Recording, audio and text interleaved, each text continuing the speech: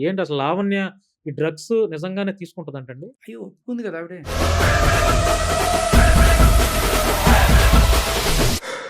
ఆ డ్రగ్స్ వాడేమో బహుశా ఆవిడకి మైండ్ పని చేయట్లేదేమో. మైండ్ ఎక్కువ పని చేయడం వల్ల వచ్చే కష్టాలు. ఓకే. ఎక్కువ పని చేయటం వల్ల. అంటే ఎవడిని ఎలా ఇరికిచ్చాలి?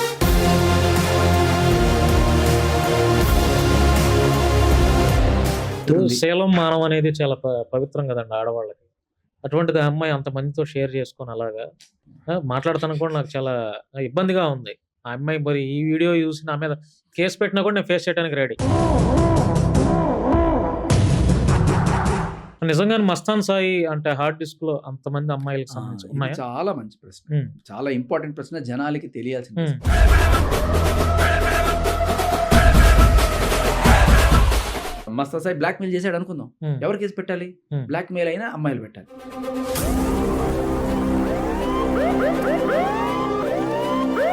మీ జీవితం అంతా ఇట్లా పోరాటాలు చేయడమే సరిపోతుంది.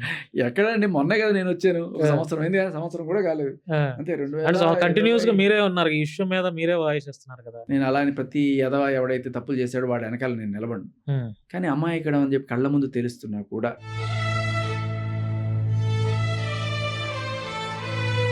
ఇప్పుడు లావణ్యకి మీకు ఎటువంటి పర్సనల్ గ్రడ్జ్ ఏమి లేదు కదా! కేసు తప్పు అని చెప్పి వాదిస్తూ వచ్చాను. హ్మ్. ఆవిడకి నా వాదన నచ్చలేదు. హ్మ్. సో నన్ను పర్సనల్‌గా టార్గెట్ చేసింది. హ్మ్. కొట్టించింది.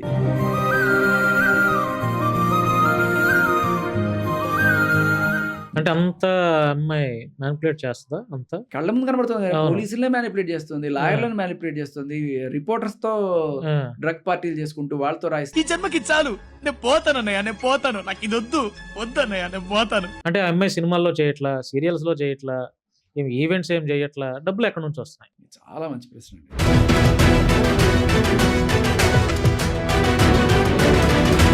వాళ్ళ కుటుంబం ఉంది, పరువు తక్కువ పని అనే ఆలోచన అమ్మాయికి ఎందుకు రావట్లా? అంటే బరి తెగించేసింది అనుకోవాలా? అనుకోవాలి. ఖచ్చితంగా ఆ! అనుకోవాలి. నేను ఎందుకంటే ఆడపిల్లని, నాకు మీకు ఒక పరువు, ఒక మాట మర్యాద చెప్తా. ఉంది. మీకు ఆ! ఒక మాట చెప్తా. ఇక్కడ బరి తెగించిన వాళ్ళకే రోజులు. న్యాయాలు జరుగుతాయి. జానీ మాస్టర్ దాంట్లో నిజంగా జానీ మాస్టర్ తప్పేం లేదంటారా? తప్పు ఇప్పుడు ప్రతి మనిషి తప్పులు చేస్తారు.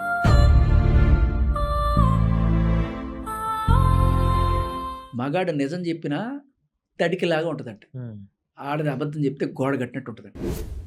చూస్తే మన మీద ఎవడికి సానుభూతి రాదు. ఆ! అది మనకు అంత తొందరగా ఏడుపు కూడా రాదు. అదే ఒక అమ్మాయి ఎంత కర్కోటకు రాలేను, ఒక న్యాయం చేశాడు సార్ నన్ను, బాలు నన్ను అన్యాయం చేశాడంటే వీడు చూడడానికి అట్టే ఉన్నాడు. చూడు వీడు మీసాలు గడ్డలు వీడు. సీరియల్‌కి వెళ్ళినా, సినిమాకి సీరియల్‌కి వెళ్ళినా కూడా హ్మ్. కమిట్మెంటా, నాన్ కమిట్మెంటా, హ్మ్. అదేదో పెద్ద ఇదిలాగా. ఇప్పుడు టచ్‌లోనే ఉన్నారా రాజ్ తరుణ్ మీరు? మాట్లాడుకుంటున్నారా? అప్పుడప్పుడు మాట్లాడుతాను. అప్పుడప్పుడు. ఇప్పుడు ఈ ఇష్యూ మీద రీసెంట్‌గా ఏమైనా మాట్లాడారా? నేను ఎప్పుడూ అదే అంట. హ్మ్. మనం అనుకునేదే జరిగింది. నీకు మనం అనుకునేదే జరిగింది. ఆ! తర్వాత రాజు ఎక్కడో వేరే ఇల్లు తీసుకొని పాపం ఎక్కడో ఉంటున్నాడు. హ్మ్. ఒకసారి ఎప్పుడో కాల్ చేసినప్పుడు ఏదో ఇట్లా కొత్త ఇల్లు తీసుకున్నానంటే ఒకటే అడిగి, ఈసారి ఎవరికి ఇస్తున్నావు ఇల్లు అని అడిగి.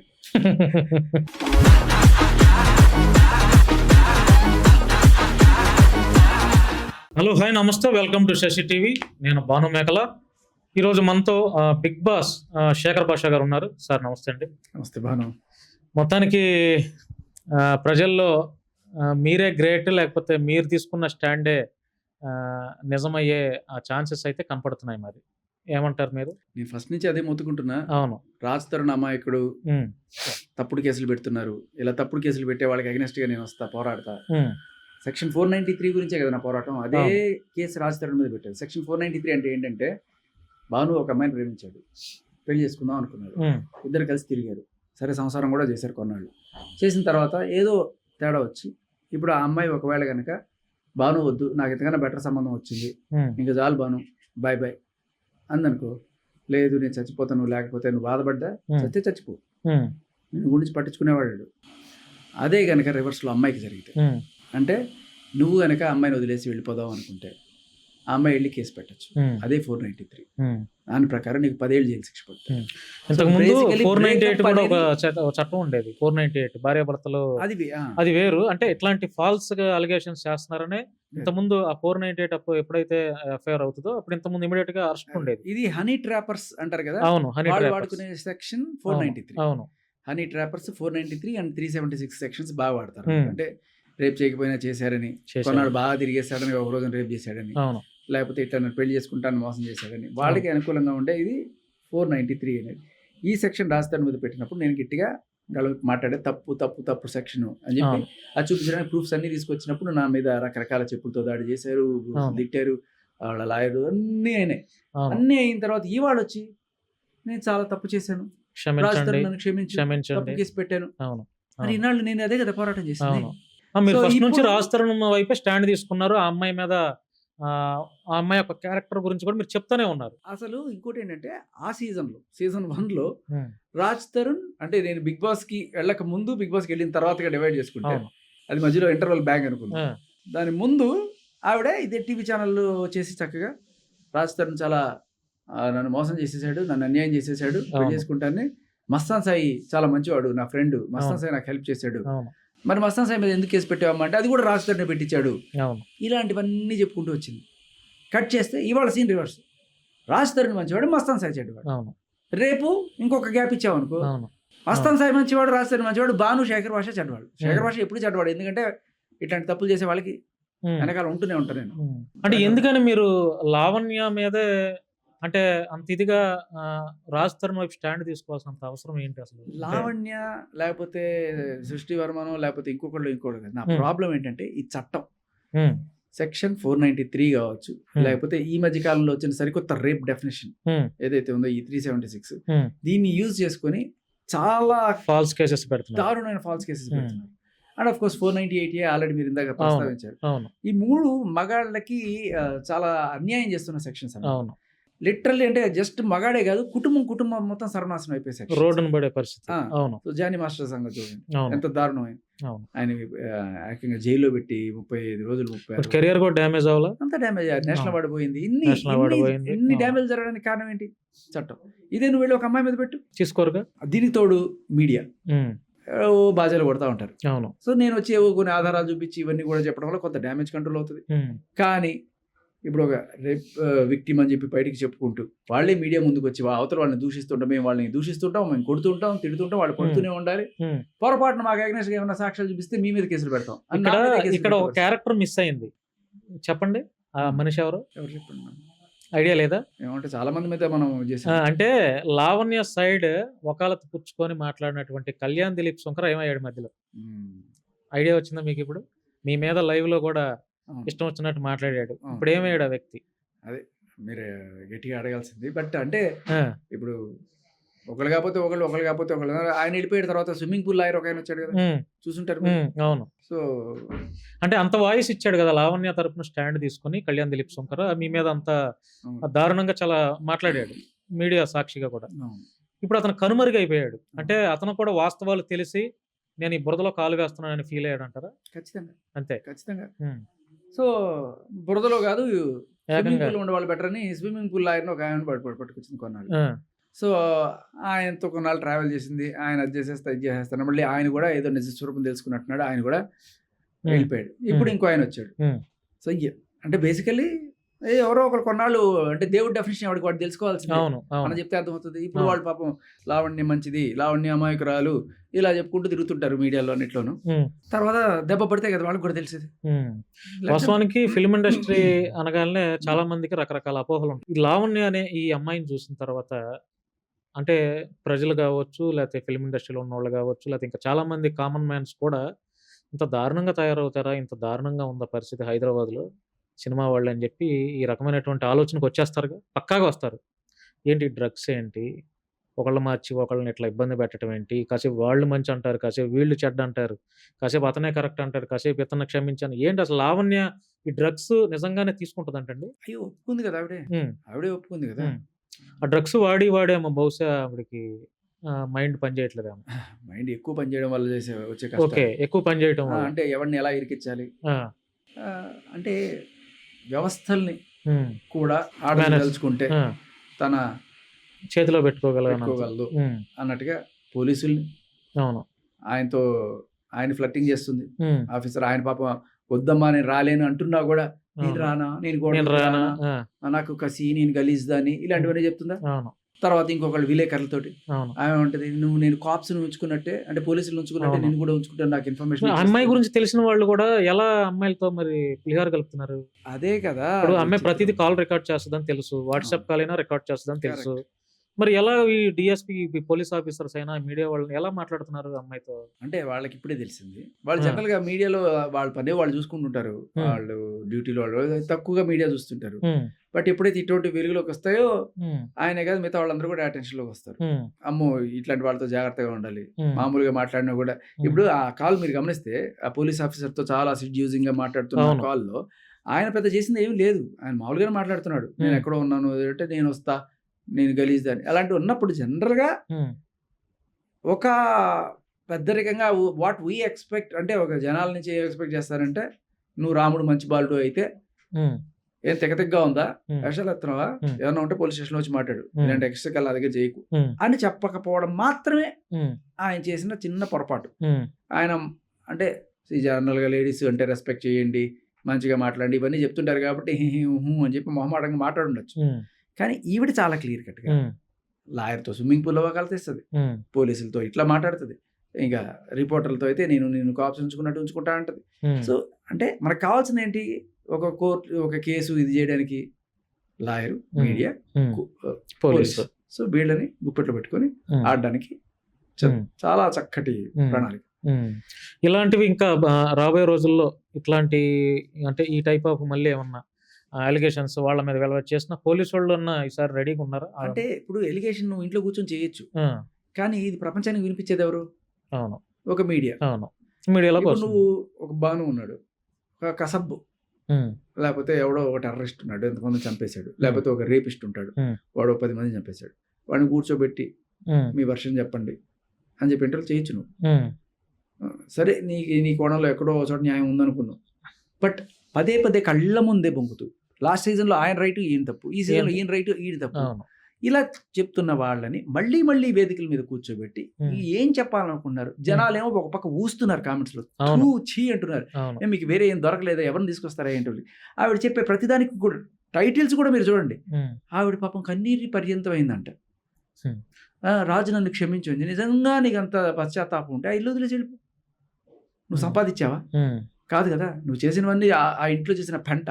హ్మ్. డ్రగ్సు, ఆహ్, పాపం పార్టీలు. అనవసరంగా మస్తాన్ సాయి వాళ్ళ పేరెంట్స్ కూడా బయటకొచ్చి వాళ్ళు ఇంతవరకు బయటికి రాలేదు.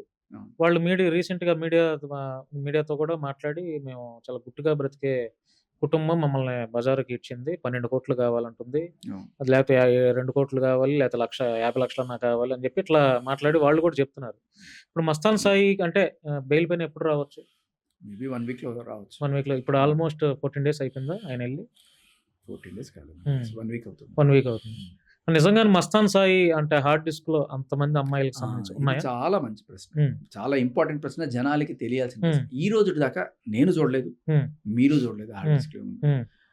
అండ్ ఈవిడ లావణ్య లీక్స్ అని చెప్పి ఆడపిల్లల జీవితాన్ని బజారుకి ఇచ్చి హ్మ్. ఆళ్ళ వీడియోస్ అన్నీ కూడా మీడియాకి ఇచ్చి ఏ పోలీస్ ఆఫీసర్ ఇస్తాడండి? హార్డ్ డిస్క్‌లో ఇవి ఉన్నాయి చూడండి అని చెప్పి మీడియాకి ఇస్తాడా ఎవడన్నా? ఎవడు ఒకవేళ ఇవ్వడు కదా! అటువంటి సెన్సిటివ్ డేటా ఉంటే హ్మ్. ఏ పోలీస్ ఆఫీసర్ ఇవ్వడు. క్లియర్ ఇవ్వడు. కట్‌గా ప్రతి ఒక్కడికి తెలుసు ఎవరిచ్చారు. అవును. సో ఏమిచ్చింది ఆవిడ? హ్మ్. ఆడపిల్లల బతుకులు రోడ్డు మీద పెట్టింది. అవును. సరే ఇప్పుడు దానికి తోడు ఎక్కడ కూడా ఆవిడ గురించి ఒక మాట ఎయరు హ్మ్. ఈ మీడియా ఛానెల్స్‌లో. హ్మ్. ఏమంటారు? ఆవిడ బయట పెట్టింది. మస్తాన్ సాయి అరాచకాల్ని బయట పెట్టింది అని హ్మ్. చెప్తూ ఒక జీవితాలు నాశనం చేస్తుంది. హ్మ్.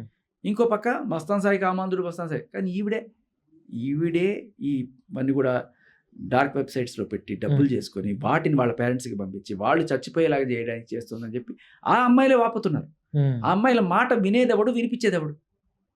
హ్మ్. ఇప్పుడు నిజానికి మస్తాన్ సాయి బ్లాక్‌మెయిల్ చేసాడు అనుకుందాం. హ్మ్. ఎవరు కేసు పెట్టాలి? హ్మ్. బ్లాక్‌మెయిల్ అయినా అమ్మాయిలు పెట్టాలి. అవును. ఆ అమ్మాయి ఒక్క అమ్మాయినా వచ్చి చెప్పిందా? లేదు. బయటకొచ్చి కానీ ఆ కంప్లెయింట్ అమ్మాయి అయినా వాళ్ళు ఇవ్వాలిగా. వచ్చి బయటకొచ్చి మీడియాలో మీడియా కాదు అంటే ఫోన్‌లు చేసి మొత్తుకున్నారు వాళ్ళు. బయటికి రావడం వస్తే పరువు పోతుందని చెప్పి. పరువు పోతుంది. వాళ్ళు చెప్తున్నారు ఇండైరెక్ట్‌గా. ఒక హ్మ్. మీడియా ఛానెల్‌లో ఒక అమ్మాయి వచ్చి చెప్పింది. హ్మ్. మా ఇష్టపూర్వకంగానే కలిసున్నామండి. హ్మ్. ఇష్టపూర్వకంగానే తీసుకున్నాం. అయినా కూడా కావాలనే హ్మ్. ఇది చేస్తున్నారు. ఆ అమ్మాయి చెప్తుంది. మొత్తం ఇప్పుడు మీరు అడిగారు కదా! హార్డ్ డిస్క్‌లో హ్మ్. ఎన్నున్నాయనేది. బయటికి ఈవిడ ఏం చెప్తే అది రాసే డబ్బా కొట్టే ఛానెల్స్ రాసేసాయి. హ్మ్. 800 మంది అని ఒకడు రాస్తాడు. 300 మంది అని ఒకడు రాస్తాడు. 200 మంది అని ఒకడు రాస్తాడు. తర్వాత ఒకడు ఈమె వచ్చి 44 మంది అని చెప్తుంది సడెన్‌గా. హ్మ్. 200 నుంచి 44కి తగ్గింది. ఫైనల్‌గా కట్ చేస్తే అక్కడ 6 మంది ఉన్నట్టుగా పోలీసులు గుర్తించారు. ఉమ్, కరెక్ట్గా 6 మంది. ఉమ్, ఎప్పటి నుంచి ఇది ఆడి చిన్నప్పటి నుంచి అంటే అరౌండ్ 2016-17 ఆ టైం నుంచి ఇప్పుడు వాడికి 34 ఏళ్ళు. ఉమ్, ఓవర్ పీరియడ్ ఆఫ్ 10 years ఉమ్, వాడుకున్న పాత గర్ల్ ఫ్రెండ్స్ వాళ్ళ ఆవిడే. అందులో ఒకళ్ళు వాళ్ళ ఆవిడగా గుర్తించారు, ఉమ్, ఇంకొకళ్ళని అతని గర్ల్ వాళ్ళ ఫ్రెండ్. ఆవిడతో ఏదో బ్రేకప్ అయిపోయిన తర్వాత ఎవరో గర్ల్ ఫ్రెండ్గా ఉమ్, వేరే విదేశీ అమ్మాయి, ఆ అమ్మాయి కూడా పెళ్లి చేసుకొని ఎక్కడో ఉంటుంది సుఖంగా ఆ అమ్మాయి. తర్వాత ఇంకొక యుఎస్ అమ్మాయి, ఉమ్, ఆ అమ్మాయితో కూడా అంటే వీళ్ళు చెప్పినట్టుగా అన్ని అంత దారుణంగా లేవు. కొన్ని మామూలు chats, um, chats, video recordings, video call recordings, recordings. దాని ఏమంటారు ఫేస్ టైం, అవును, అవును. అటువంటి రికార్డింగ్స్. సో కరెక్ట్గా గట్టిగా చెప్తే ఒక 3-4 లేదంటే ఒక 10 మంది వేసుకోండి, 10 మంది కూడా ఉండదు. పోలీసులు ఇచ్చిన రిపోర్ట్ ప్రకారం 6 మంది. 6 మంది, 6 మందిలో అందులో మనకి తెలిసి మాట్లాడుతున్న వాళ్ళు 4. 4. ఈ 4 కూడా మేము ఇష్టపూర్వకంగానే ఇతనితో ఉన్నామని చెప్తున్నారు. అది పెద్ద కేసు కూడా కాదు అప్పుడు. ఈ మిగతా 2 ఎవరు అనేది ఇంకా తేలాల్సింది. వాళ్ళు ఏంటంటే మొత్తం పేరు బయటికి పెట్టరు, జస్ట్ XXX అని చెప్పి పెట్టేసి ఆ పేరు పెడతారు. ఇప్పుడు మనకి పల్లెటూరులో కావచ్చు, లేకపోతే కొన్ని సిటీస్ లో ఇప్పుడు కావచ్చు. ఏంటంటే దీన్ని ఎంత యాంప్లిఫై చేశారు చూడండి. ఈ మాత్రం వీడియోలు ప్రతి ఒక్కరి దగ్గర, అంటే అటువంటి కాకపోయినా ఎవడి ఫోన్ ఓపెన్ చేసినా ఒక ఉంటాయిగా, అందులో కొన్ని క్లోజ్ ఫొటోస్ కూడా ఉంటాయి. అవును. బట్ ఈ 6 మంది లేకపోతే 5 మందిని 600 మందిగా 800 మందిగా చిత్రీకరించి వాడిని ఒక కామాంధుడు, వాడు లేకపోతే వాడు ఒక శాడిస్ట్, పైశాచికత్వం, ఇలాంటివన్నీ చెప్పుకుంటూ 100 కథలు వేసారు. అప్పుడు రాజ్ తరుణ్ మీద కూడా ఇట్లాగే కథనాలు వేసారు. అప్పుడు రాజ్ తరుణ్, ఇప్పుడు వీడొచ్చాడు. అప్పుడు ఆయన చెడ్డవాడు, ఇప్పుడు ఈయన చెడ్డవాడు. సో తర్వాత కొన్నాళ్ళకి నిజం తెలుస్తాయి. అప్పుడు మస్తాన్ సాయి నన్ను క్షమించు, నేను తప్పు చేశాను, నేను కేసు వాపస్ తీసుకుంటాను అంటే ఈవిడ చేసే రచ్చంతా మీడియా అవుతారు. తిరిగి రాదుగా, రాస్తారు జరిగిన డ్యామేజ్. అదే కదా, ఒకసారితో అయిపోతుందా? మీడియా సాక్షిగా చిన్నోడా సారీ అని చెప్పి కళ్ళం నీళ్లు పెట్టుకొని చెప్పేస్తే, మరి ఆ టైంలో అతను పడినటువంటి మానసిక వేదన, ఆడియో ఫంక్షన్స్, అతను మూవీ రిలీజ్ ఆ ఫంక్షన్ లో కూడా మిమ్మల్ని స్టేజ్ మీదకి పిలిచి మీరు నా పక్కన స్టాండ్ తీసుకున్నారని చెప్పి అంతమంది మీడియా సాక్షిగా మీకు కృతజ్ఞత భావంతో ఆయన చెప్పాడు. మరి ఇప్పుడు ఆ టైంలో జరిగినటువంటి ఆయన డ్యామేజ్, ఇంట్లో కూర్చొని ఆయన పడిన మానసిక ఇదంతా తిరిగి రావాలి మరి కదా. మరి అది తెచ్చేస్తుంది అమ్మాయి. కనుక పరువు నష్టం దావా వేస్తే అతనికి ఉన్న స్టేచర్కి కనీసం 50 కోట్లు వేయచ్చు. అది ఒకవేళ ఏంటంటే ఆవిడదే ఇల్లు అంట. ఇప్పుడు ఏం మారింది చెప్పండి, ఆవిడ క్లియర్ కట్ ఇంటెన్షన్ ఇల్లు కావాలి. అవును. అలాగే మస్తాన్ సాయి దగ్గర నుంచి 12 కోట్లు ఎంతో చెప్పారు. అవును. సో 12 కోట్లకి మొదలైంది యాక్చువల్గా బేరం. ఫైనల్ గా 50 లక్షల దగ్గర తెగింది. ఇచ్చేసారా? వాళ్ళ అమ్మలు ఇచ్చేయడానికి రెడీగా ఉన్నారు. 2 కోట్లకి సెటిల్ చేస్తా అని చెప్పి అక్కడ బట్టాపురం నుంచి ఒక ఆయన ఎవరో ఒక పెద్ద మనిషి అనుకోండి, పెద్ద మనిషి కాదు, ఇన్స్పెక్టర్, ఇట్లా ఈయనట్టుగా బుక్ అయిపోయాడు. అప్పుడు ఆయన దగ్గర అట్లాగే ఆయన రక్తాల చెడు గోకితే ఆయన కూడా బుక్ అయిపోయాడు. ఆయన కూడా పాపం VR లో పంపించేశారు. ఇట్లాగే VR లోకి వెళ్ళిపోయారు. సో అంటే వీళ్ళు వాళ్ళ జీవితాలతో, కంప్లైంట్ ఎవరి మీద అయితే పెట్టారో వాళ్ళ జీవితాలతో ఆడుకోవడమే కాకుండా నాకు న్యాయం చేయండి సార్ అని చెప్పి వెళ్ళి ఈ పోలీసుల జీవితాలను కూడా ఆగం చేస్తున్నారు.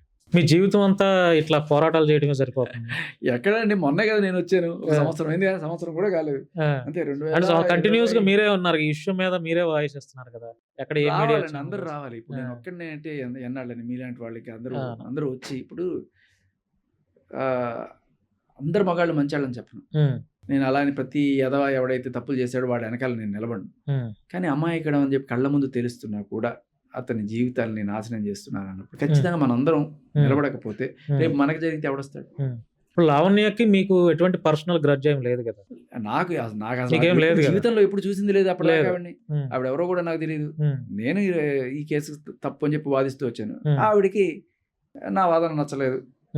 సో నన్ను పర్సనల్ గా టార్గెట్ చేసింది, కుట్టించింది, హాస్పిటలైజ్ అయ్యాను.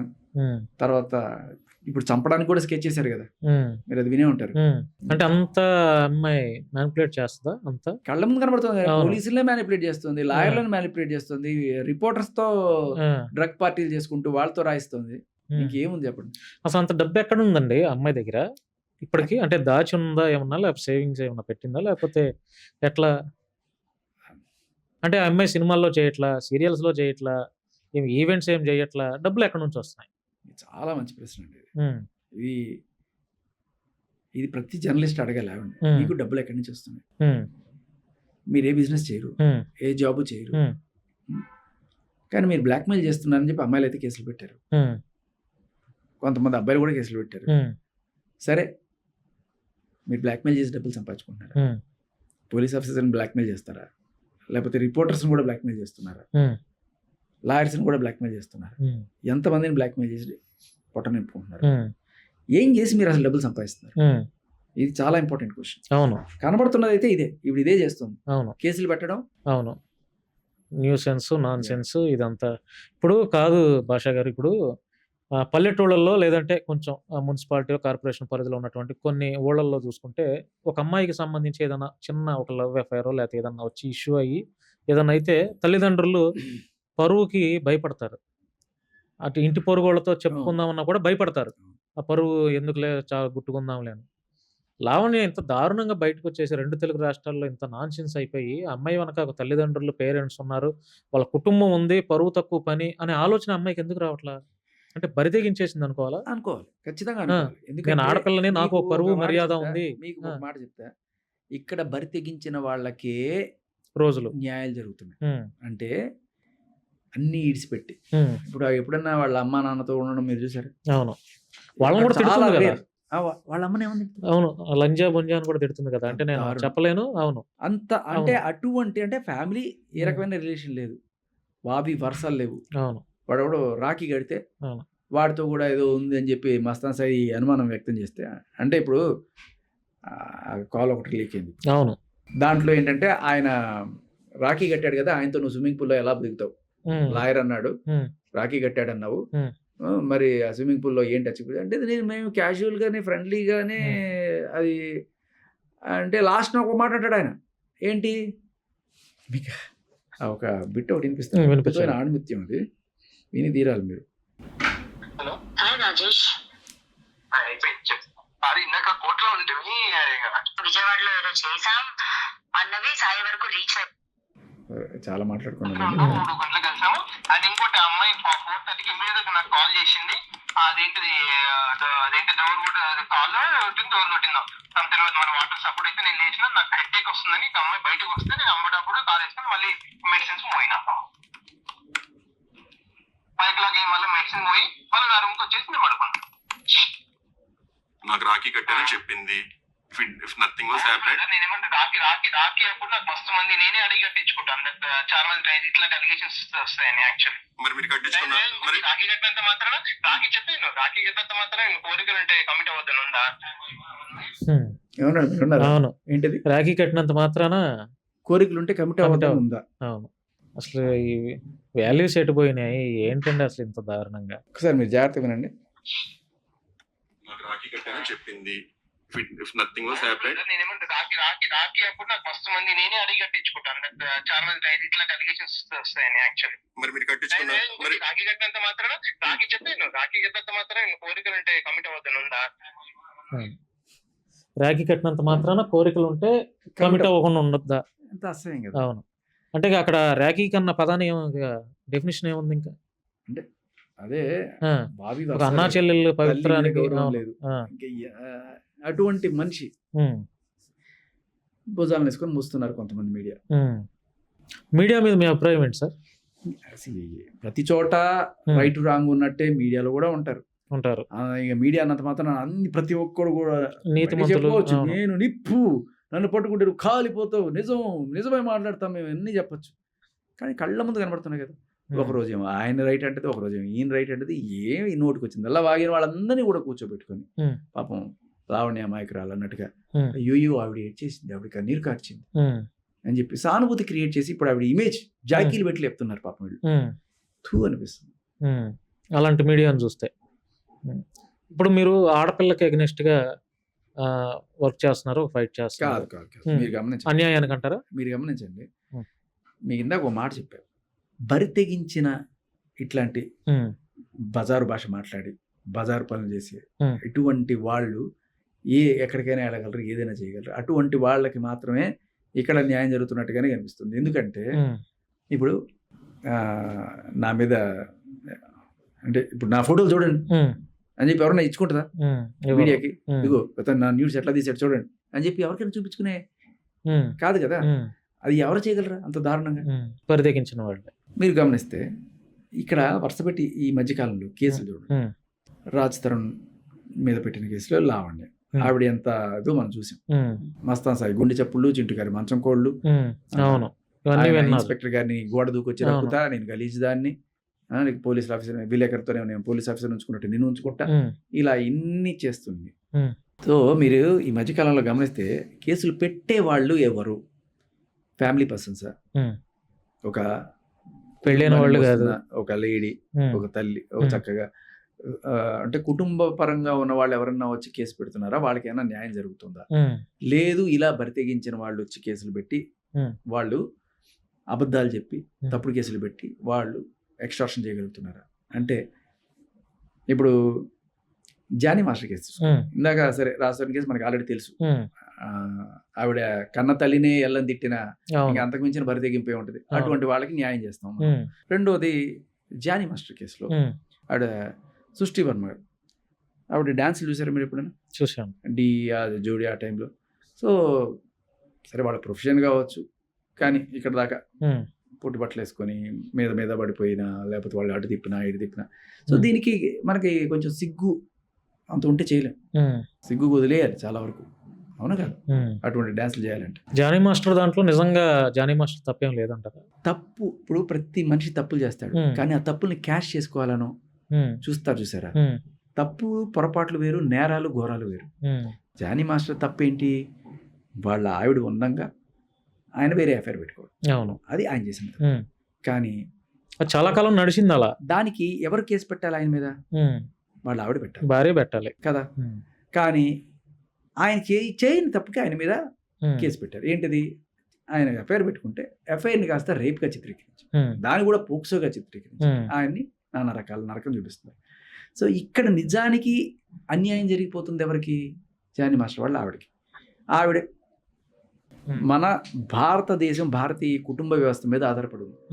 ఒక మహిళ ఇద్దరు పిల్లల్ని కానీ తన ఒళ్ళు వనం చేసుకొని వాళ్ళని పెంచి పోషిస్తూ భర్తకి చూసుకుంటూ ఉన్న ఒక కుటుంబంలో ఉన్న స్త్రీకి కదా మనం న్యాయం చేయాల్సింది. ఎవరికైనా అసలు చేయాలంటే లేదు, అర్ధనగ్నంగా బట్టలు వేసుకుని విచ్చలవిడిగా డాన్సులు చేసుకుంటూ చేసేవాళ్ళు, సరే వాళ్ళు పౌరులే కాదనట్లేదు, కానీ ఒక ప్రియారిటీ తీసుకుంటే ఎవరికి మనం ఎక్కువ గౌరవం ఇవ్వాలి? ఇటువంటి అమ్మకి కదా. ఎక్కడ న్యాయం జరుగుతుంది? ఇటువంటి వాళ్ళకి జరగదు, ఇటువంటి వాళ్ళకి న్యాయం జరుగుతుంది. జానీ మాస్టర్ కేసులో కూడా అది కూడా వాంటెడ్ గా జరిగింది. హర్ష సాయి మీద కేసు పెట్టారు. అవును, వాళ్ళు ఎవరు మీరు చూడొచ్చు ఒకసారి ఇన్స్టాగ్రామ్ లో.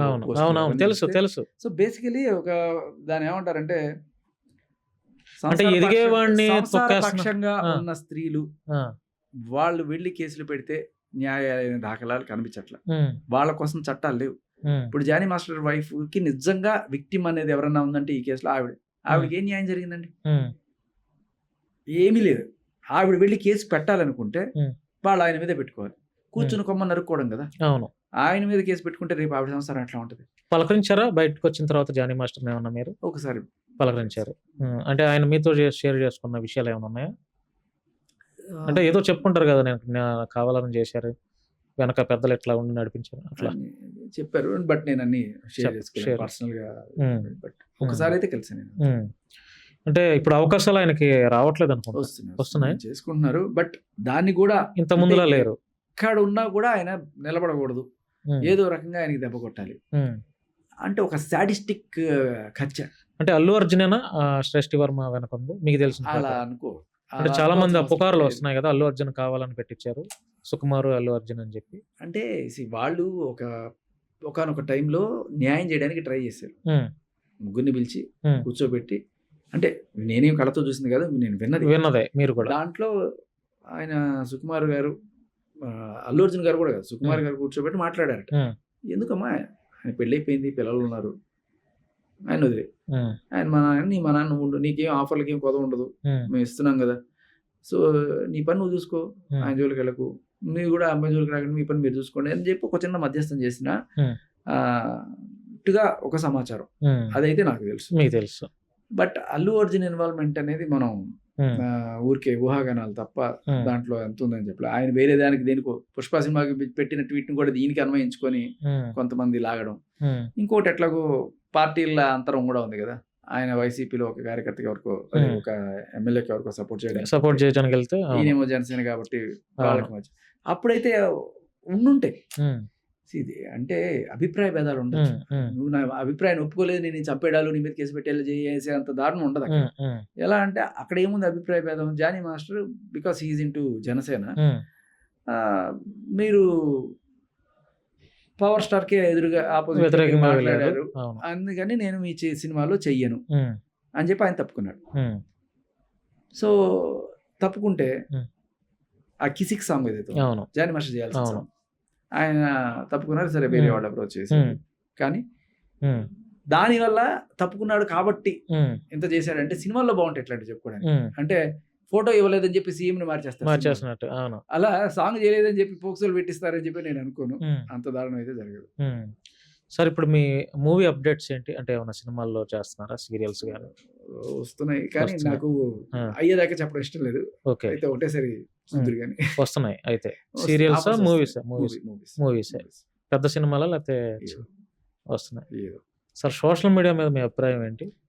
సోషల్ మీడియా అనేది చాలా అవసరం. నిజాన్ని బయటికి తీసుకొచ్చింది ఎవరు? సోషల్ మీడియానే కదా. యూట్యూబ్ ఛానల్స్, చిన్న చిన్న మీడియాలోనే వచ్చాయి ఇవన్నీ కూడా. అఫైర్స్ కావచ్చు, ఇవన్నీ కూడా. సోషల్ మీడియాలో ఎక్కువ నెగిటివిటీ ఉందంటారా, పాజిటివిటీ ఎక్కువ? నెగిటివిటీ విషం పని చేసిన తొందరగా మందు పని చేయదుగా. నెగిటివిటీ అనేది ఉంది ఖచ్చితంగా. నెగిటివిటీ ఎక్కువగా నెగిటివిటీ ఉంది, అలాగే పాజిటివిటీ కూడా ఉంది. మనం చూసే దీన్ని బట్టి ఉంటుంది. సింపుల్ సజెషన్స్ కూడా మనకి ఎలా వస్తాయి? మీరు 4 అటువంటి చూసారు, 5 మీకు అట్టే ఉంటుంది వస్తుంది. 4 మంచివి చూసారు అనుకోండి, మీకు మంచిగా వస్తాయి. ఇది సోషల్ మీడియాలో అన్నీ ఉన్నాయి. మీరు దేని సైడ్ వెళ్తారనేది, ఇక్కడ రాళ్ళు ఉన్నాయి, ముళ్ళు ఉన్నాయి, పూలు ఉన్నాయి, మీరు వెళ్ళిపోతారనేది మీ చాయిస్. బ్రాడ్ గా ఒకటి చెప్పాలి. ఇప్పుడు అలాగే మీడియాలో కూడా మంచి ఉన్నారు, చెడ్డ ఉన్నారు. అవును. సో అలాగే పోలీసుల్లో కూడా అన్ని చోట్ల ఉంటారు. సినిమా ఇండస్ట్రీలో కూడా మంచి చెడు అన్ని చోట్ల ఉంటాయి. కానీ చెడుని ఎంకరేజ్ చేయకూడదు, అదే చేస్తున్నారు కొన్ని మీడియా. క్లియర్ కట్ గా ఆవిడ డ్రగ్ పెడ్లర్, 45 రోజులు చెంచల్ కూడా జైల్లో ఉండొచ్చిన మహిళ అని తెలిసి, అక్రమ సంబంధాల భాగవతాలన్నీ విని, కన్న తల్లినే ఎల్లని తిట్టేంత సంస్కారవంతులని తెలిసి ఆ మస్తాన్ సైతం మాట్లాడుతూ, నేను ఎల్లునే పడుకున్నావు కదా, డబ్బులు ఇచ్చి మాట్లాడు, డబ్బులు ఇవ్వకపోతే నేను చేసేసరికి చెప్తా. ఇది ఎక్కడి నుంచి? ప్రాస్టిట్యూషన్ కూడా లీగల్ చేస్తారా? ఇటువంటి మాటలు ఇంత అంటే అంత చెడ్డ మనిషి అని తెలిసిన తర్వాత కూడా భుజాలకు ఎత్తుకొని మోస్తున్నారు అంటే ఇంకా డబ్బులా లేకపోతే ఏంటి? వాళ్ళ విచక్షణ ఎక్కడ పోయిందో అర్థం కాదు. ఇప్పుడు ఆమెకి డబ్బులు ఇస్తే సరిపోతుందండి, దానికోసమేనా? డబ్బులు ఇస్తే సైలెంట్ అవుతుందా? అంతేగా. లేకపోతే డబ్బులు ఇచ్చిన తర్వాత కూడా మళ్ళీ ఇంకా ఎలిగేషన్స్ చేయదని గ్యారంటీ ఏం లేదుగా. తనకు కావాల్సిన డబ్బులు అంతే. ఒక మంచి పర్ఫెక్ట్ లైఫ్, ఇల్లు, సంసారం, ఒక పెళ్లి నుంచి ఇల్లు, మస్తాన్ సాయి నుంచి కోట్లు, అదే వాళ్ళ నాన్న చెప్పింది. ఇప్పుడు ఆ అమ్మాయి ఇప్పుడు ప్రస్తుతం అంటే రైట్ నో ఇప్పుడున్న ఇల్లు రాస్తారుందేనా? రాస్తారండి. వదిలేసినట్టేనా రాస్తారని? ఇంకా అంటే ఆయన లీగల్ గా పోదాం అనుకుంటున్నారు అంతే. ఇంకా జరుగుతుంది. జరిగినప్పుడు కంగారు ఏం లేదు ఆయనకి. సో రాస్తారని ప్రజెంట్ హ్యాపీగా ఉండుంటాడు అంటే ఒక క్లారిటీ వచ్చేసి ఉంటుంది ప్రజలకి. ఇప్పుడు మనిషి బేసికలీ హ్యాపీగా ఉండే టైప్, గొడవలు పోయే టైప్ కాదు. నాకు ఏమనిపిస్తుంది అంటే ఇటువంటి మనిషిని కూడా అతను హ్యాండిల్ చేయగలిగాడు అంటే మీరు నిజం చెప్తే నమ్మరు. మగాడు కదా చేసే ఉంటాడులే, మగాడు కదా అలాగే చేస్తాడులే. మనకి ఎలా ఉంటుందంటే మన సొసైటీలో మనం చూడడానికి ఇట్లా కరుగ్గా కనపడతాం, గడ్డాలు వేసుకొని మీసాలు వేసుకొని. చూస్తే మన మీద ఎవరికి సానుభూతి రాదు, అది మనకి తొందరగా ఏడుపు కూడా రాదు. అదే ఒక అమ్మాయి ఎంత కర్కోటకు రాలేదు, ఒక న్యాయం చేశాడు సార్, బాలు నన్ను అన్యాయం చేశాడంటే వీడు చూడడానికి అట్టే చూడు, వీడు మీసాలు గడ్డాలి, వీడు ఇంతే కర్కోట లోపలేండి రాయండి. సొసైటీ పర్సెప్షన్ కూడా నువ్వు ఏడవగా ఊరికే 4 ముసలి కన్నీళ్ళు గార్చారంటే అయ్యో పాపం ఆడ కూతురికి అన్యాయం జరిగిపోయింది నిన్ను. బై డిఫాల్ట్ మగాడు నిజం చెప్పినా తడికిలాగా ఉంటుందంట, ఆడది అబద్ధం చెప్తే గోడ కట్టినట్టు ఉంటుందంట. భలే సామెత చెప్పారు. దానికి తోడు ఈ సెక్షన్లు ఇవన్నీ వాడుకొని సానుభూతి వాడుకొని అందరూ కొంతమంది ఇటువంటి వాళ్ళు బరి తెగించి లేకపోతే బజారు భాష మాట్లాడి చూసారు కదా, ఇన్ని ఉన్న ఇటువంటి వాళ్ళు కేసులు పెడుతున్నా కళ్ళ ముందు కనబడుతున్న డ్రగ్ అడిక్ట్ అని తెలుసు, తల్లిని బూతులు తిడుతుందని తెలుసు, ఇన్నని తెలిసినా కూడా కేసులు చక్కగా ఫైల్ చేస్తున్నారు పెట్టగానే. సార్ ఇప్పుడు ఎప్పుడు రాస్తారు దగ్గర మొదలు పెట్టి ఈ రోజు దాకా నిన్న కూడా ఆవిడ పెడితే కేసు తీసుకుంటున్నారు. ఫిల్మ్ ఇండస్ట్రీలో ఉన్న చాలా మంది ఇప్పుడు డ్రగ్ కేసులో ఇరుక్కుంటే వాళ్ళ కెరియరే పోతుంది, చాలా భయపడతారు డ్రగ్ కేసులో.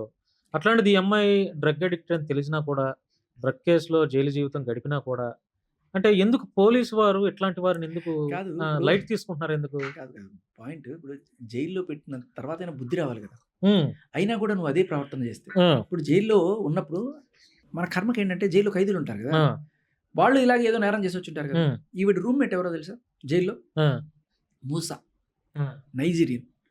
200 గ్రాములు బా. మెత్తో ఏదో అమ్ముతూ రెడ్ హ్యాండెడ్గా దొరికిపోతే ఉమ్. ఆ సబ్స్టెన్స్ వెయిట్ని బట్టి శిక్షలు కూడా అవును, రిమాండ్ వెయిట్ ని బట్టి రావడం ఇంత రిమాండ్ గ్రాములకి తొందరగా ఇంత రాదు. అని ఉంటది. అవును. 3 ఏళ్ళు 4 ఏళ్ళు గట్టిగా రిమాండ్లోనే ఉన్నట్టుంది. ఆ, సో తర్వాత అక్కడ ఆవిడ పరిచయం చేసుకుని ఉమ్, వెళ్ళిపోయిన తర్వాత, ఆ, అంటే జైలు నుంచి బెయిల్ బయటకు వచ్చిన తర్వాత ఆ, ఆవిడని కాంటాక్ట్ చేసి, మరి డ్రగ్స్ తెప్పించుకుంటుందో ఏం చేస్తుందో లేదు, ఆవిడ ఈ ఇంటికి వచ్చి ఆ, ఈవిడితో కలిసి పార్టీ చేసుకుని ఇంజెక్షన్లు ఉమ్, ఇంకా ఉమ్, వాట్ ఎవర్ ఉమ్, అవన్నీ కూడా ఆ ఇంటి పనోడు ఉమ్, సప్లై అతను పనోడు బయటకు వచ్చి చెప్పాడు. బయటకు వచ్చి చూసి అదే ఇట్లా జరుగుతుందని చెప్పి. అవును. ఫోటోలతో సహా ఆ, ఆ ఇంజెక్షన్ల ఫోటోలు అన్నీ కూడా తీసుకొచ్చి బయట పెట్టాడు. ఉమ్, తీసుకెళ్లి పోలీస్ స్టేషన్లో కూర్చోబెట్టి, సార్ ఉమ్, వీడి పని చెప్తున్నాడు, ఏంటి ఉమ్. మీరు వెళ్ళి ఏమైనా రైడ్ చేస్తారా అని అడిగితే ఉమ్, ఉమ్. No action. సరే ఆ ఇప్పుడు ప్రీతి అనే అమ్మాయి నాకు బలవంతంగా డ్రగ్స్ ఇచ్చి నా జీవితం నాశనం చేసింది సార్ అని వెళ్ళి అడిగితే ఉమ్, నో యాక్షన్. ఉమ్, లావణ్య వెళ్ళి కేసు పెడితే మాత్రం వెంటనే ఉమ్, హత్యా ప్రయత్నం. ఉమ్, అంటే బేసికల్లీ వీళ్ళకి కంప్లైంట్ పెట్టడం రాదా, ఉమ్, లేకపోతే సిస్టంలో లూప్ హోల్స్ తెలీదా? నిజానికి సిస్టమ్ తెలిసిన వాడికన్నా సిస్టంలో లూప్ హోల్స్ తెలిసిన వాడే బాగా బతుకుతున్నాడు. ఉమ్. అది. సార్ ఫిల్మ్ ఇండస్ట్రీలో ఇప్పుడు ఆ, ఒక లావణ్యతోనే కాకుండా ఇంకా ఎవరైనా కాస్టింగ్ కౌచ్ పేరుతో ఇట్లాగా ఏదైనా అన్యాయానికి గురైతే వాళ్ళ తరపున కూడా మీరు నిలబడతారా, స్టాండ్ తీసుకుంటారా, లేదంటే లావణ్య ఇన్సిడెంట్తో ఇక పక్కన పెట్టేస్తారా? ఒకటి ఉమ్, ఆ, నాకు తెలిసిన వాళ్ళు చాలామంది ఉమ్, ఇండస్ట్రీలో తలుకు బెలుకులు చూసి వచ్చేవాళ్ళు. ఉమ్, 99% ఉమ్, వీళ్ళందరికీ తెలుసు లోపల ఏం జరుగుతుంది, ఉమ్, ఖచ్చితంగా తెలుసు. ఉమ్, ఎందుకంటే ఈ కాస్టింగ్ కౌచ్ అనేది మీరు వాడుతున్నారు, ఉమ్, బయట అందరికీ సీరియల్కి వెళ్ళినా సీరియల్కి వెళ్ళినా కూడా ఉమ్, కమిట్మెంటా నాన్ కమిట్మెంటా ఉమ్, అది ఏదో పెద్ద ఇదిలాగా ఉమ్, ఓపెన్గా ఓపెన్ గానే. సరే ఇష్టమైన వాళ్ళు ఓకే అంటున్నారు, ఇష్టం కాని వాళ్ళు వెళ్ళిపోతున్నారు, కొంతమంది చెప్పు తీసుకొట్టి వచ్చేస్తున్నారు, ఉమ్, ఇటువంటి వాళ్ళు కూడా ఉన్నారు. కానీ అటువంటిది అని తెలిసిన తర్వాత ఉమ్, అక్కడికి వెళ్ళి అవన్నీ కానిచ్చి ఉమ్, ఎఫ్ఐఆర్లో లేకపోతే అన్నీ చేసుకొని ఫైనల్గా చేసి నువ్వు ఆడిషన్లోనూ దేంట్లో సెలెక్ట్ కాలేదన్నప్పుడు ఉమ్. అప్పుడు వచ్చి నాకు అన్యాయం జరిగింది. అన్యాయం జరిగిందని బయటపడు. ఉమ్, నీకు నిజంగా వాడు ఇటువంటివి ఆఫర్ చేస్తే అది నీకు తప్పు అనిపించినప్పుడు ఆన్ ద స్పాట్ అప్పుడే వెళ్ళి నువ్వు పోలీస్ కంప్లైంట్ ఇవ్వు, ఉమ్, లేకపోతే అక్కడ పాస్ట్ కంప్లైంట్ ఏదైనా కంప్లైంట్ ఇవ్వు. అలా కాకుండా వెళ్ళిపోయి నీ కెరీర్ కోసం అని చెప్పి ఏదో బయటకి బిల్డప్ ఇచ్చి ఇవన్నీ కూడా ఎలా ఉంటాయంటే భయ్య, ఫస్ట్ టైం మాత్రమే కష్టంగా ఉంటుంది, తర్వాత అలవాటు అయిపోతుంది. ఎలా అంటే వచ్చిన కొత్తలో ఆవిడకి నిజంగా ఇటువంటి అలవాట్లు లేకుండానే ఇండస్ట్రీకి వచ్చింది అనుకో, వచ్చిన 2 రోజులకే ఈ జాకాళ్ళు తోడేళ్ళు దరిద్రులు అందరూ కూడా అండ్ డైరెక్ట్గా రేపులో కూడా చేయడు, అడుగుతాడు డైరెక్ట్గా అడుగుతారు, రండి గెస్ట్ హౌస్ రండి, ఏ సినిమాకి రండి. అర్థం కాని అమాయకులు కూడా కాదు, అర్థం అవుతుంది.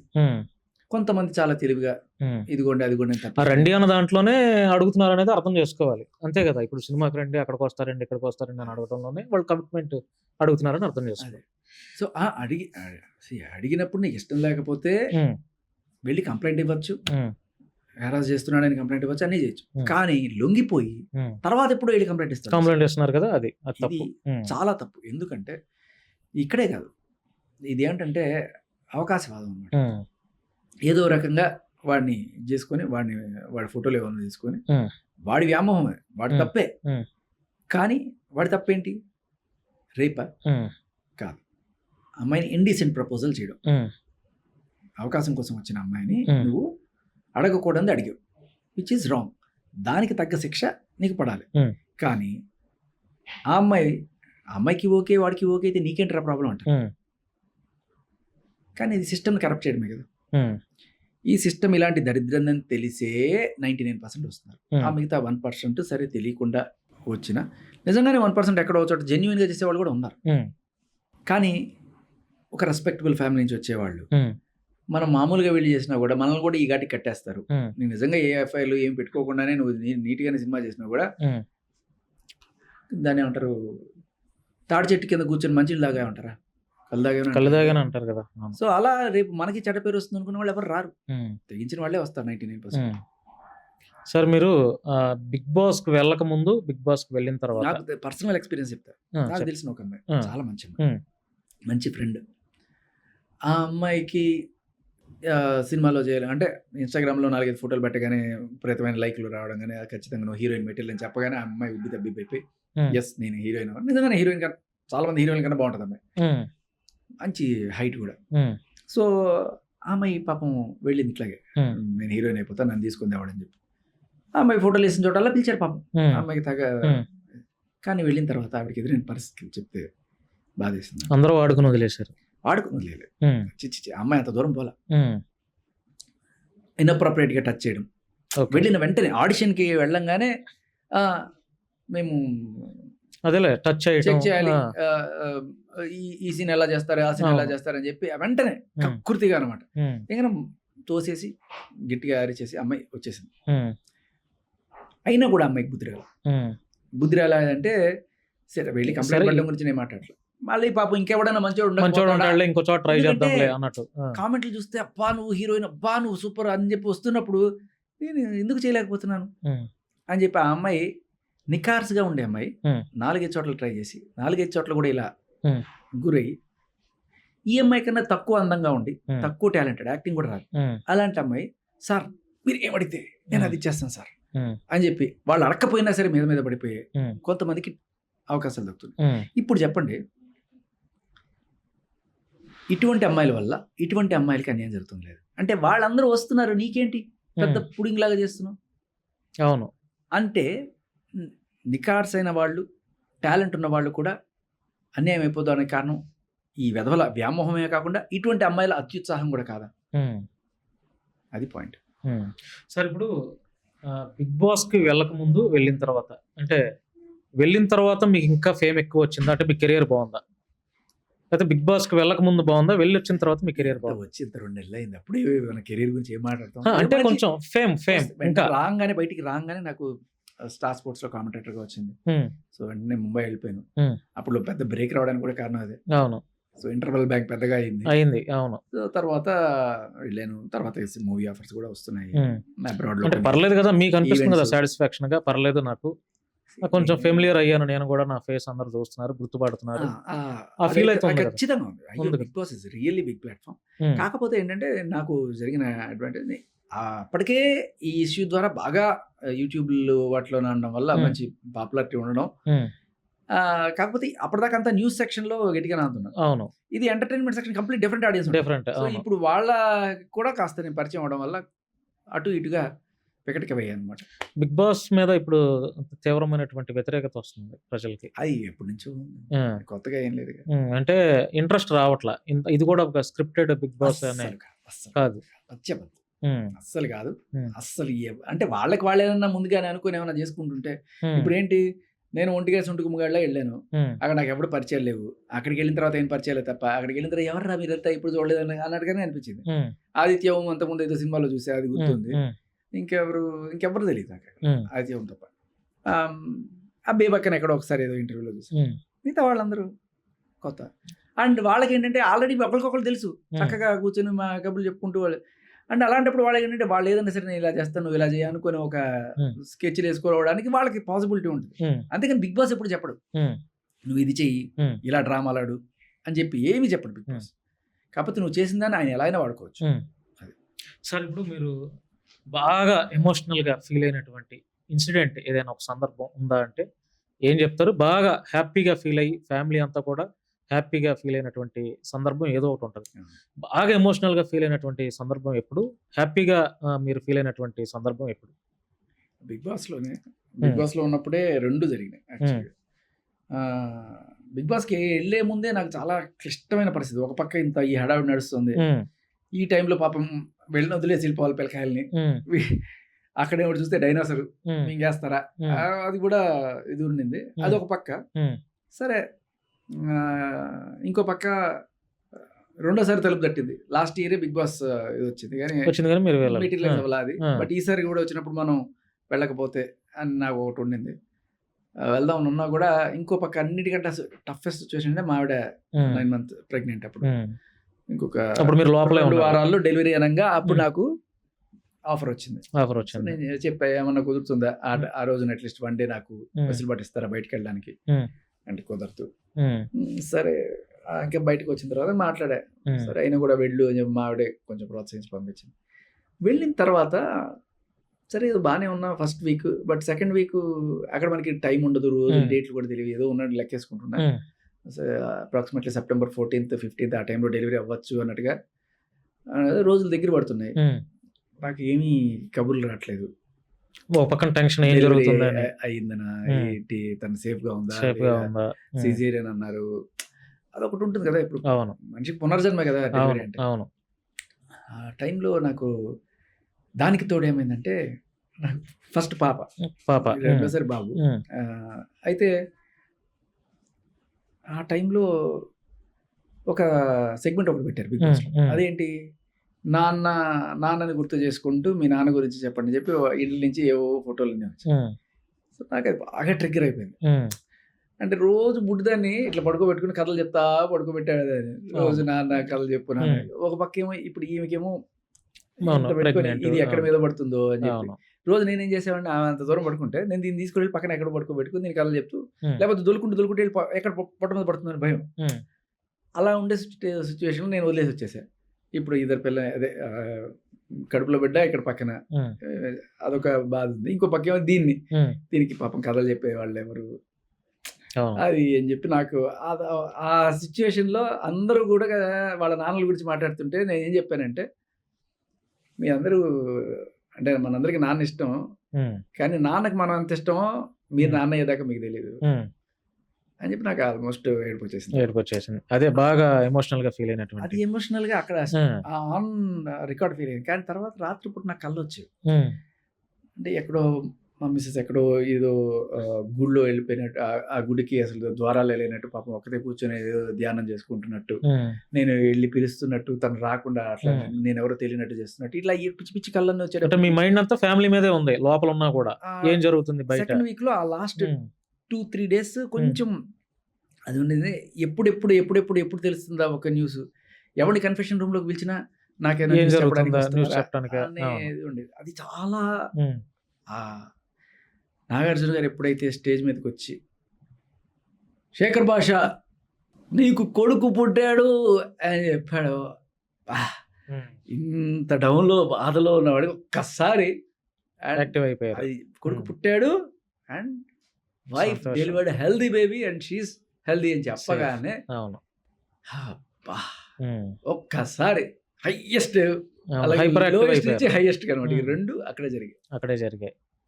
బాగా ఎమోషనల్, బాగా ఇంతకు ముందు పాప పుట్టినప్పుడు కూడా ఎవరికైనా బిడ్డ పుట్టడం కన్నా మించిన ఆనందం ఏముంటది. కానీ ఆ టైంలో నేను పక్కనే ఉన్నా కదా, ఇంత లో కూడా లేదు, బాగా ఎంజాయ్ చేసాం. కానీ ఇది బాగా అదే కదిలించిన సిచ్యువేషన్. సార్ ఇంకా ఎండ్ కార్డు పడినట్టేనా రాజతరం లావణ్యది? సో ఫైనల్ గా మీకు తెలిసి ఎండ్ అంటే ఏంటండి అంటే ఇంకా చాలా మంది ప్రజలు కూడా సార్ అంటే ఆయనకి రావాలి. వాస్తవానికి మీరు ఏ ఇంటర్వ్యూ ఇచ్చినా ఆ మీడియా ఛానల్స్ లో మీరు మాట్లాడుతున్నప్పుడు ఈ టాపిక్కి వస్తుంటే కింద కామెంట్స్ మీరు గమనిస్తున్నారో లేదో, ఈ న్యూస్ వల్ల ప్రజలకు ఏం ఉపయోగం, ఈ న్యూస్ వల్ల సొసైటీకి ఏం లాభం, ఎందుకు ఇట్లాంటి ఇంటర్వ్యూస్ని ఇంకా ఎక్స్పోజ్ చేస్తున్నారు మీడియా ఛానల్ వాళ్ళు, ఇంకా పని పాట ఏం లేదా, రాజ్ తరుణ్ లావణ్య ఇష్యూ ఆల్రెడీ అందరికి తెలిసిందే, ఆ అమ్మాయి ఎలాంటిదో తెలిసిందే, శేఖర్ భాష ఎట్లాంటి వ్యక్తితో తెలుసు, రాజ్ తరుణ్ ఎంత, అన్ని ఇట్లా కామెంట్స్ పెడుతున్నారు. ఆ పెట్టినప్పుడు కూడా అంటే ప్రజలు ఇది డైజెస్ట్ చేసుకోలేకపోతున్నారండి. అంటే చిరాకు పడుతున్నారు. నాకు బోల్డ్ పనులు ఉంటాయి. అవును, కానీ ఈ ఇంటర్వ్యూకి రావాల్సిన పరిస్థితి ఎందుకు వచ్చింది తెలుసా? ఈ అమ్మాయి మీడియాకి రావడం, మీడియాకి రాగానే రామా అని చెప్పి ఎవడు పిలవడు. కానీ ఇంత దారుణమైన వ్యక్తి, తల్లిని ఎల్లని తిట్టిన, డ్రగ్స్ కూడా తీసుకొచ్చి నువ్వు ఇంటర్వ్యూలు చేస్తుంటే అప్పుడు అది కూడా వాడి మీద, వాడట్లా వీడిట్లా అని చెప్పి అందరి మీద నిందలేస్తుంటే, బురద వేసేస్తుంటే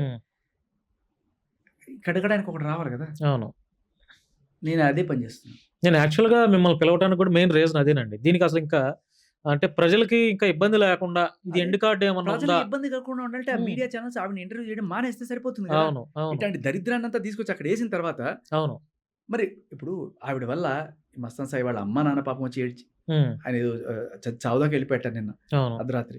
సో ఇలా అందరి మీద నిందలు, ఆఖరి నేను వచ్చేది నా మీద నిందలు, ప్రతి ఒక్కరి మీద నిందలు, చంపేసే స్కెచ్లు, ఇంత దారుణంగా చేస్తున్నప్పుడు మనం బయట మళ్ళీ కామ్గా అసలు మాట్లాడాల్సిన బయటికి నేను బయటికి మాట్లాడాల్సిన రాకుండానే నేను పరిస్థితి కామ్గా వస్తుంది. ఉన్నాను. అప్పుడు మాట్లాడాల్సిన పరిస్థితి వస్తుంది. చెడు అక్కడ గాండ్రిస్తుంటే నిజం ఉమ్. ఎక్కడో దాక్కుంటే ఎట్లా ఉంటుంది? అవును. మనం వచ్చి నిజం చెప్పకపోతే ఉమ్, అది కూడా తప్పే. ఉమ్, మేధావుల మౌనం కూడా చాలా పెద్ద తప్పే. ఉమ్, నేను పెద్ద మేధావులని చెప్పను, ఉమ్, కానీ నా దగ్గర కొన్ని ఉమ్. సాక్ష్యాలు వచ్చినాయి. ఉమ్, అవి నేను బయట పెట్టకపోతే ఉమ్, అవతల వాళ్ళు డిఫేమ్ అయిపోతున్నారు. ఉమ్, ఫర్ ఎగ్జాంపుల్ జానీ మాస్టర్కి సంబంధించిన వాళ్ళ అమ్మ వెళ్ళి మౌలానా దగ్గర కూర్చొని మౌలానా సాబ్ తోటి ఉమ్, मेरे बेटी को ఇస్లామే 4 షాదియా रहता है ना, ఉమ్, ఆయనకి ఇచ్చి పెళ్లి చేద్దాం అనుకుంటున్నాను. ఉమ్. వాళ్ళ ఆవిడతో కలిసి ఆయన సినిమాకి వెళ్ళినా లేకపోతే ఏదైనా రెస్టారెంట్కి వెళ్ళినా మా బేటీసే బర్దాష్ని ఎవరా, ఉమ్, ఇలాంటివన్నీ చెప్పింది. ఉమ్, ఇలాంటివన్నీ చెప్పి ఆయన అలా చేసాడు ఇలా చేశాడు అని చెప్పి ఆయన మీద రేపు కేసులు పెడితే వినేవాడు. ఉమ్, ఇవి తెలియకపోతే అందరూ ఆయనే చెడ్డవాడు అనుకుంటారు కదా. ఉమ్, ఉమ్, బయటికి తీసుకురావాలి కదా. ఇప్పుడు నా దగ్గరికి ఒక సాక్ష్యం వచ్చింది, పాపం ఒక అతను ఏమని పంపిస్తాడు, నేను నిజాన్ని బయటికి తీసుకొస్తాను ఉమ్, అని చెప్పి ఎవరో ఒకడు పంపించాడు అనుకోండి, వాడు సోషల్ మీడియాలో పెట్టుకోవచ్చు, దాని పెద్ద ఇదేం లేదు. కానీ ఎందుకు నా దగ్గరికి పంపిస్తారు? ఉమ్. నేను ఆల్రెడీ మీరు బయట వచ్చేస్తున్నారు, బయట వాయిస్ మాట్లాడితే ఇస్తున్నారు. ఒక విలువ ఉంటుంది ఉమ్, అని చెప్పి. అలా కాకుండా వాడు పంపించినా కూడా ఇది డైరెక్ట్గా లావణ్యతకు పంపించేసి ఇదిగో వీడి ఇట్లా పంపిస్తున్నాడు, ఉమ్, ఎంతో కొంత సెటిల్ చేయి ఉమ్, అని చెప్పి సెటిల్ చేసుకునే వాళ్ళు కూడా లేకపోలేరు. ఉమ్, సో నా దగ్గరికి ఏదన్నా వచ్చినప్పుడు నేను కూడా ఇలాగే పోయి ఉమ్, అసలు మీడియాకి రావడం ఎందుకు, ఉమ్, నేను వెళ్ళి ఇదిగో ఇది వచ్చింది నీ పరువు పోద్ది, ఉమ్, నాకు ఎంతో కొంత ఇచ్చేసి నేను హ్యాపీగా బతుకుతా, ఉమ్, నాకు ఫ్యామిలీ ఉంది కదా ఉమ్, అని చెప్పి నేను కూడా చేసుకోవచ్చు కదా. ఉమ్. బ్లాక్మెయిల్. మెయిల్ చేసి డబ్బులు సంపాదించుకోవడం అనేది ఉమ్, ఇప్పుడు ఏంటి, నాకు ఈ పెంట కూడా లేదు. ఉమ్. అలాగే మీడియాకి వచ్చి ఉమ్. ఈ ఎందుకయ్యా ఈ పెంట ఇది అనుకునే బాధలు కూడా లేవు కదా. నాకు రావాల్సిన పనే లేదు నాకు. ఉమ్, ఏ వచ్చినా కూడా ఇగో ఎంతో కొంత ఇచ్చేసాను లేకపోతే మీడియాలో పెట్టేస్తా ఉమ్, అని చెప్పి బెదిరించుకోవడాలు డబ్బులు తీసుకోవడాలు ఇవన్నీ చేసుకో. సో ఒక ఆధారం మన దగ్గరికి వచ్చినప్పుడు ఒక నిర్దోషికి శిక్ష పడుతుంది. జానీ మాస్టర్ పాపం అవార్డు పోయి జైల్లో పడి ఇంత నరకం అనిపిస్తున్నప్పుడు అప్పుడు నేను లేను. ఉమ్, బిగ్ బాస్ లోనే కరెక్ట్ గా జానీ మాస్టర్ ఎపిసోడ్ జరిగినప్పుడు ఉమ్, ఉండుంటే ఆ రోజు బయట పెట్టేవాడిని. ఉమ్, బయటికి తీసుకురావడమే నేరం. ఉమ్, పోక్సో చట్టం పెట్టింది ఆవిడ. ఉమ్, ఆవిడకి అగ్నెస్ట్ గా నువ్వు ఏమన్నా తీసుకొస్తే ఎంత పెద్ద ఉమ్, అంటే ఒక నిర్దోషి సంకనాకపోయి వాడు చచ్చిపోయినా పర్లేదు, ఉమ్, వాడికి అగ్నెస్ట్ గా ఉండే ఎవడు బయటపడి ఎవడో ఒకటి రావాలి కదా, ఉమ్, జనానికి నిజం చూపించాలి కదా. ఉమ్. నేను వస్తున్నా, నిజం చూపిస్తున్నా, ఉమ్. పెట్టండి కేసులు పెట్టండి. ఇప్పుడు మీ వైఫ్ సపోర్ట్ ఎలా ఉంది మీకు? అంటే ఎందుకు ఆడపిల్ల కదా, ఆ అమ్మాయి పాపం అమ్మాయి పోతుంది మనకెందుకు అని మీ వైఫ్ ఇప్పుడు అనట్లేదా? జానీ మాస్టర్ వాళ్ళ వైఫ్ ఆడపిల్ల కదా, ఉమ్, అవును. ఇంకా ఈవిడికన్నా బెటర్ ఆడపిల్ల కదా. ఉమ్, ఎందుకంటే ఆవిడ పిల్లల్ని కన్నది, ఉమ్, ఒక ఒక ప్రాణం ఫ్యామిలీ. ఇచ్చి- ఇద్దరు అవును. ప్రాణం ఇచ్చింది ఆవిడ. ఉమ్, అంత చేసి వాళ్ళని పెంచింది. ఉమ్, ఈవిడ చేసిందా? ఉమ్, ఈవిడికన్నా బెటర్ ఆవిడే కదా. ఉమ్. కానీ ఆడపిల్ల కదా. ఈవిడ అందంగా డాన్స్ వేయచ్చు, ఉమ్, అందంగా కనబడచ్చు, కానీ నిజమైన వాల్యూ ఏంటండి? ఉమ్, ఈవిడే కదా. ఒక కుటుంబ బాధ్యత మోస్తున్న ఇల్లాలు. ఉమ్, మరి ఆడపిల్లలకి అగ్నెస్ట్గా కాదు, ఆడపిల్లలు ఫర్గానే ఉన్నా నేను. ఉమ్, మీరు గమనిస్తే ఉమ్, ఇటువంటి ఆడపిల్లలకి న్యాయం జరగదు ఎక్కడ. ఉమ్, సంసార పక్షంగా ఉండే వాళ్ళకి, పరువుగా బతకాలనుకునే వాళ్ళకి జరగదు. ఉమ్. ప్రీతి ఉంది అంటే బయట నేను రాదు. ఎగనెస్ట్ అని నేను అనట్లేదు, కానీ ఇప్పుడు లావణ్య అనే ఇటువంటి- అమ్మాయి కూడా మహిళే కాబట్టి. నేను ఎవరైనా సరే ఆ, ఇప్పుడు నేను వాళ్ళని ఎందుకు టార్గెట్ చేస్తాను? ఉమ్, వాళ్ళు అమాయకులైన మగవాళ్ళని, అమాయకులైన ఫ్యామిలీని టార్గెట్ చేశారు కాబట్టి వాళ్ళు ఫస్ట్ టార్గెట్ చేశారు. ఉమ్, నిజాలు నేను బయటకు తీసుకొచ్చాను. ఉమ్, అది నేను వాళ్ళని టార్గెట్ చేసినట్టు ఫీల్ అయితే నేనేం చెప్తాను? ఉమ్. నేనేమి వాళ్ళు అదే అనుకుంటున్నారు కదా. అదే మరి. కదా. ఇప్పుడు మీరు టార్గెట్ చేయడం మీకు అలవాటైంది. ఉమ్, ఆయన జైల్లో పెట్టించావు, ఆయన ఉద్యోగం ఓడగొట్టించావు, ఆయన ప్రెసిడెంట్షిప్ తీపిచ్చావు, ఉమ్, నేషనల్ అవార్డు రద్దు చేయించావు, ఇన్ని చేయించి ఉమ్, నువ్వు ఆయన టార్గెట్ చేసావు, ఆయన ఫ్యామిలీని టార్గెట్ చేసావు. ఉమ్, నన్ను మాత్రం ఎవరు టార్గెట్ చేయకూడదు. ఉమ్, నేను ఉమ్, కాలు కింద తీసి నలిపేస్తా ఒకటి జీవితాన్ని ఉమ్, కదా. ఉమ్. ఇప్పుడు టచ్ లోనే ఉన్నారు రాజ్ తరుణ్, మీరు మాట్లాడుకుంటున్నారు అప్పుడప్పుడు మాట్లాడుతాను. అప్పుడప్పుడు. ఇప్పుడు ఈ ఇష్యూ మీద రీసెంట్ గా ఏమైనా మాట్లాడారు? నేను ఎప్పుడు అదే అంట. మనం అనుకునేదే జరిగింది, నీకు మనం ఓకే. అనుకునేదే జరిగింది. తర్వాత రాజు ఎక్కడో వేరే ఇల్లు తీసుకొని పాపం ఎక్కడో ఉంటున్నాడు. ఉమ్, ఒకసారి ఇప్పుడు కాల్ చేసినప్పుడు ఏదో ఇట్లా కొత్త ఇల్లు తీసుకున్నానంటే ఒకటే అడిగి, ఈసారి ఎవరికి ఇస్తున్నావు ఇల్లు అని అడిగి. సో ఓకే సరదాగా మాట్లాడతాను కానీ బట్ అమాయకుడు, చాలా అమాయకుడు. అవును. అది కానీ కష్టపడి పైకి వచ్చాడు అతను కూడా, చాలా కష్టపడి చాలా ఒక మందికి దెబ్బకి తెలీదు, ఈ చాలా ఇష్యూతో. మందికి తెలీదు. ఏ గాడ్ ఫాదర్ లేకుండా అవును. అండ్ మంచి వ్యక్తి కూడా, ఎంత మంచి బ్యాక్గ్రౌండ్ వ్యక్తి సపోర్ట్ అంటే లేకుండా. అవును. ఈ మస్తాన్ సాయి వాళ్ళ అమ్మని ఈ అమ్మాయి తిట్టినప్పుడు, అంటే రాజు వాళ్ళ అమ్మని కూడా తిట్టింది, కానీ ఈ రోజు రాజ అమ్మాయి చెయ్యెత్తల. అమ్మాయి కదా, అంత దారుణంగా అమ్మని తిట్టినా కూడా చెయ్యెత్తకపోతే మస్తాన్ సాయి నేను ఎప్పుడు వాళ్ళ అమ్మని ఇట్లాగే తిడితే మస్తాన్ సాయి ఊరుకోలే, ఉమ్, లెఫ్ట్ అండ్ రైట్ గట్టిగా ఇస్తే ఉమ్. తప్పుపోయే అమ్మాయిని కొట్టడం అని చెప్పి ఆపెట్ట. ఉమ్, అరే చూడండి ఈ మరి. మహానుభావుడు రా బాబు, ఆ. ఈ సహనం ఎక్కడి నుంచి వస్తుంది ఆ. నాకు అర్థమే కాదు. సో న్యాయం ఎప్పటికైనా గెలుస్తుంది, కొంచెం లేట్ అవుద్దాం అంతే. So thank you sir, thank you so much. So friends, ఇది శేఖర్ భాష, బిగ్ బాస్ శేఖర్ భాష గారితో ఇంటర్వ్యూ తీసుకోవడం జరిగింది. మీకు తెలుసు ఆయన ఎంతో కాలంగా ఏ విషయాల మీద ఫైట్ చేస్తున్నారో మీ అందరికీ తెలుసు. నేను కొత్తగా చెప్పేది ఏం లేదు. సో మీ యొక్క అభిప్రాయాలని ఏదైనా మాకు తెలియపరచాలనుకుంటే కామెంట్ రూపంలో తెలియజేస్తారని మనస్ఫూర్తిగా కోరుకుంటున్నాను. చూస్తూనే ఉండండి శశి టీవీ. నేను భాను మేకల.